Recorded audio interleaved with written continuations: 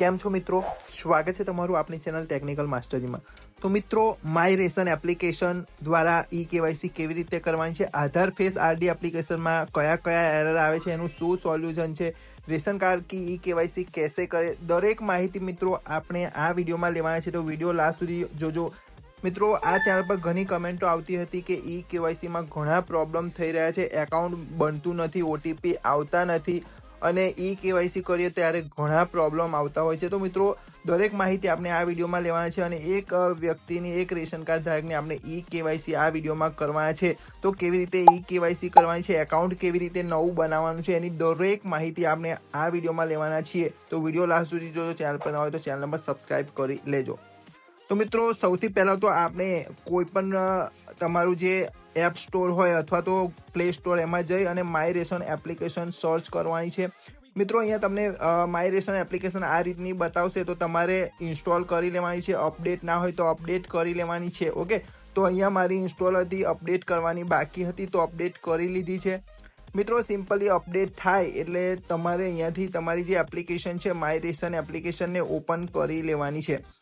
Open કરી અને અહીંયા તમારે નવું વપરાશકર્તા પર ક્લિક કરી નવું એકાઉન્ટ બનાવવાનું છે। ઓકે, તો અહીંયા તમારો જે મોબાઈલ નંબર છે, જે મોબાઈલ નંબર અને નામ છે એ એન્ટર કરવાનું છે। તો જે પણ નામ હોય એ પહેલાં અહીંયાથી એન્ટર કરી લઈશું આપણે।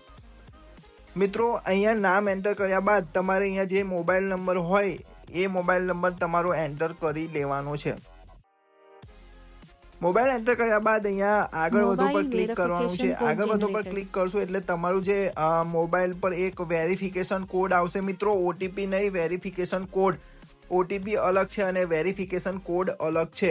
તો હું તમને બતાવી દઉં છું। આ રીતનો વેરિફિકેશન કોડ આવશે જે હું અહીંયા લખું છું, તમે જોઈ લેજો। કારણ કે ઓટીપી ડિજિટમાં આવે છે અને જે વેરિફિકેશન કોડ છે એ અક્ષરમાં આવતો હોય છે। ઓકે, તો અહીંયા તમે એક વેરિફિકેશન કોડ જોઈ શકો છો। આ રીતે નંબર આવે છે, પછી એક આંકડા પણ આવે છે D6022B। તો મિત્રો, આ રીતે કમ્બાઈન આવશે તો તમે જોઈ લેજો। કમ્બાઈન ઓટીપી અને ડિજિટ બંને અક્ષર આવશે। પછી મારી નોંધણી કરો પર ક્લિક કરી દેશો તો અહીંયા તમે સફળતાપૂર્વક નોંધાઈ ગયા છે એના પર તમારે ક્લિક કરી લેવાનું છે। મિત્રો, એકાઉન્ટ બની જાય ત્યારબાદ તમારે ફરીથી અહીંયા લોગિન પર ક્લિક કરી તમારું લોગિન કરી લેવાનું છે। ઓટીપી અહીંયાથી એન્ટર કરી લેવાનો છે। જે પણ ઓટીપી આવે ઓટીપી એન્ટર કરી અહીંયા ઓટીપી ચકાસો પર ક્લિક કરી લેવાનું છે।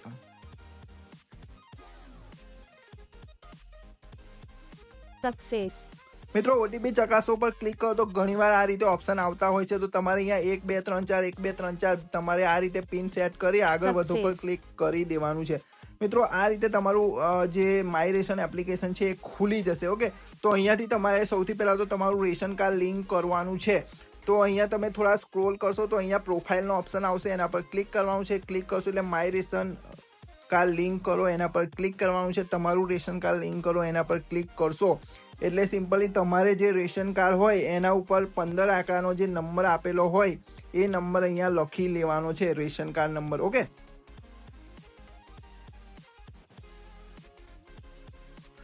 ત્યારબાદ તમારા જે આધાર કાર્ડ હોય રેશન કાર્ડમાંથી કોઈ પણ એક વ્યક્તિના આધાર કાર્ડના 4 અક્ષર અહીંયા લખવાના છે, 4 આંકડા છેલ્લા। ત્યારબાદ ઓટીપી પર ક્લિક કરો। ઓકે, ત્યારબાદ અહીંયા ઓટીપી પર ક્લિક કરી અને અહીંયા તમારા જે આધાર કાર્ડમાં નંબર લિંક હશે એમાં એક ઓટીપી મોકલવામાં આવશે। એ ઓટીપી અહીંયાથી તમારે દાખલ કરી ઓટીપી ચકાસો પર ક્લિક કરી લેવાનું છે। તો મિત્રો, ઓટીપી થોડી વાર પણ લાગી શકે કારણ કે સર્વરનો થોડો ઇશ્યુ હોય છે ઘણીવાર, તો ઓટીપી થોડું લેટ આવશે। તો અહીંયા જ્યારે ઓટીપી આવે તે એન્ટર કરી ઓટીપી ચકાસો પર ક્લિક કરી લેવાનું છે। મિત્રો, જેવું તમે ઓટીપી પર ક્લિક કરશો ration card link successfully you can update detail નાવનો મેસેજ આવી જશે તો તમારું રેશન કાર્ડ લિંક થઈ ગયું છે। હવે મિત્રો, ખાલી તમારે અહીંયા એપ્લિકેશનને બંધ કરી દેવાની છે અને ફરી ઓપન કરવાની છે। અહીંયા બહાર નીકળો પર ક્લિક કરવાનું છે। બહાર નીકળો પર ક્લિક કરી ફરી તમારી માય રેશન એપ્લિકેશન હોય એને ફરીવાર ઓપન કરી લેવાની છે। મિત્રો, આ કરશો એટલે તમારું જે રેશન કાર્ડ છે એ લિંક બતાવી દેશે। ફરીવાર તમારે અહીંયાથી તમારો મોબાઈલ નંબર નાખવાનો છે। મોબાઈલ નંબર નાખી ઓટીપી મોકલો પર ક્લિક કરી સિમ્પલી જે તમારા મોબાઈલ પર ઓટીપી આવે એ ઓટીપી અહીંયા દાખલ કરવાનો છે। મિત્રો, આ ઓટીપી જે નંબર હશે એનો હશે। તો એ નંબરિક ઓટીપી દાખલ કરી અહીંયા ઓટીપી ચકાસો પર ક્લિક કરી લેવાનું છે. મિત્રો આ રીતે એપ્લિકેશન ઓપન થઈ જાય એટલે તમારે સિમ્પલી અહીંયા પ્રોફાઇલમાં આવી જઈને જોઈ લેવાનું છે. તમારું રેશન કાર્ડ નંબર ને મોબાઈલ નંબર ને નામ આવી જશે તો સમજી લેવાનું તમારું રેશન કાર્ડ લિંક થઈ ગયું છે. ત્યારબાદ અહીંયા 3 ડોટ પર ક્લિક કરી અહીંયા સિમ્પલી આધાર ઈ-કેવાયસી ઉપર ક્લિક કરવાનું છે. અહીંયા તમને એક ઓપ્શન મળશે ડાઉનલોડ આધાર ફેસ આરડી, એના પર ક્લિક કરશો તો સીધું તમને પ્લે સ્ટોર પર લઈ જશે અને તમારે અહીંયા આધાર ફેસ આરડી એપ્લિકેશનને અપડેટ અથવા તો ઇન્સ્ટોલ ના હોય તો ઇન્સ્ટોલ કરી લેવાની છે. મિત્રો ઇન્સ્ટોલ થશે એટલે કંઈક આ રીતે ઓપ્શન બતાવશે અનઇન્સ્ટોલનો, એટલે સમજી જવાનું છે કે તમારી જે એપ્લિકેશન છે ઇન્સ્ટોલ થઈ ચૂકી છે. અહીંયા ઓપનનો ઓપ્શન આવે નહીં. તો મિત્રો ધ્યાન રાખજો કે જે પણ ઇન્સ્ટોલ થાય છે આ એપ્લિકેશન એ દેખાય નહીં તમને મોબાઈલમાં. ઓકે, નાવ મિત્રો હવે તમારે ફરીવાર માય રેશન એપ્લિકેશન ઓપન કરી અહીંયા સ્ક્રોલ કરી થોડું નીચે જવાનું છે અને ઉપરોક્ત સૂચનાઓ મેં વાંચી છે એના પર ક્લિક કરવાનું છે અને અહીંયા કાર્ડની વિગત શોધો પર ક્લિક કરવાનું છે. મિત્રો ઓટોમેટિકલી જે પણ રેશન કાર્ડ તમે લિંક કર્યો હશે એ આવી જશે. અહીંયા સિમ્પલી તમારે કેપ્ચા નાખી આગળ વધો પર ક્લિક કરવાનું છે. જે રેશન કાર્ડમાં નામ હશે દરેક સભ્યની વિગત અહીંયા તમને મળી જાય છે. મિત્રો દરેક સભ્યનું નામ આવી જાય છે. સિમ્પલી તમારે જે નામની ઈ-કેવાયસી કરવાની બાકી હોય એ જ નામ તમે અહીંયાથી સિલેક્ટ કરી શકશો, બીજા કોઈ પણ નામ સિલેક્ટ નહીં કરી શકો. તો અહીંયા તમારે આધાર કી ઈ-કેવાયસી કરોનો ઓપ્શન છેલ્લે તમને અહીંયા મળી જશે. ઓકે, તો એના પર ક્લિક કરશો તો જેટલાની આધાર ઈ-કેવાયસી બાકી હશે દરેકનું અહીંયા નામ મળી જશે. તો તમારે જેની કરવાની હોય એની કરી શકો છો. એને સિલેક્ટ કરી આગળ વધો પર ક્લિક કરી અહીંયાથી હું સંમતિ સ્વીકારું છું પર ક્લિક કરી ઓટીપી જનરેટ કરો પર ક્લિક કરવાનું છે.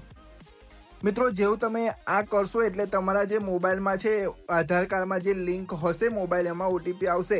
આધાર કાર્ડમાં મોબાઈલ નંબર લિંક નહીં હોય તો આ પ્રોસેસ નહીં થાય, કોઈ પણ એરર આવી શકે છે. તો ધ્યાન રાખજો કે આધાર કાર્ડમાં મોબાઈલ નંબર લિંક હોવો ફરજિયાત છે. ઓકે, નાવ મિત્રો ઓટીપી આવી જાય એટલે અહીંયા ઓટીપી ચકાસો પર ક્લિક કરી લેવાનું છે.